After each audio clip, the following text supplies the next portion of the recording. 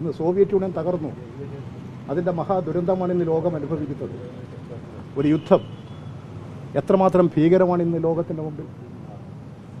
ആ ലോകത്തിൻ്റെ മുമ്പിൽ ഇങ്ങനെ ഒരു സംഭവം ഉണ്ടായത് സോവിയറ്റ് യൂണിയൻ ഉണ്ടായിരുന്നെങ്കിലോ ഈ ആപത്തുണ്ടാകുമായിരുന്നോ? ഒരു സോഷ്യലിസ്റ്റ് രാജ്യം സോവിയറ്റ് യൂണിയൻ തകർന്നുപോയി.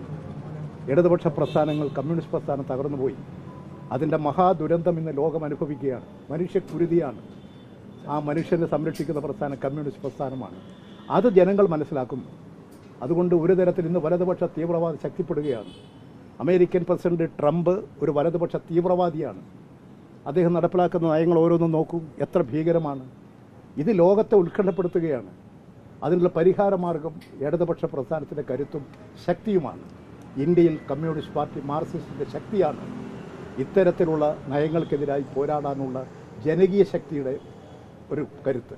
ഈ ലോകരാഷ്ട്രങ്ങളിലെ പ്രശ്നങ്ങൾ CPM പറയുമ്പോൾ അങ്ങ് പ്രസംഗിക്കുന്നവരെ കളിയാക്കാറുണ്ടായിരുന്നു. ഇപ്പോൾ യുദ്ധം വന്നപ്പോൾ അത് എങ്ങനെ തോന്നുന്നു? ഞാൻ കളിയാക്കാറില്ല. അല്ല, അങ്ങ് മറ്റുള്ളവർ കളിയാക്കും. CPM നേതാക്കൾ ലോകകാര്യങ്ങൾ പറയുമ്പോൾ. അതെ, അതാണ് പലർക്കും പറ്റിയ തെറ്റ്.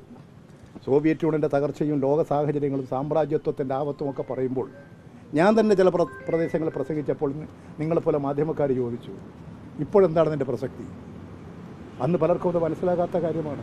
സാമ്രാജ്യ വിരുദ്ധ നിലപാട് സ്വീകരിക്കാൻ ഇന്ത്യൻ ജനതയെ അണിനിരത്താൻ, കേരള ജനതയെ അണിനിരത്താൻ ഞങ്ങൾ നടത്തിയിട്ടുള്ള പരിശ്രമങ്ങളെ പലപ്പോഴും പരിഹസിച്ചിട്ടുണ്ട്. പക്ഷേ ഇന്ന് അത് യാഥാർത്ഥ്യമാകുന്നു. അപകടകരമായ നിലയിലാണ്. ലോകത്തിൽ യുദ്ധം വ്യാപിച്ചാൽ മനുഷ്യരാശിയുടെ നാശമാണ്, ജീവജാലങ്ങളുടെ നാശമാണ്.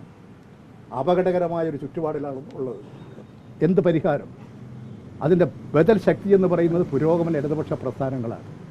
അത് ക്ഷീണിക്കുന്നതാണ് ഇത്തരത്തിൽ ആപത്തുകൾ വളർന്നു വരാൻ കാരണം. ഇതെനിയെങ്കിലും ജനങ്ങൾ മനസ്സിലാക്കും, ലോകം മനസ്സിലാക്കും.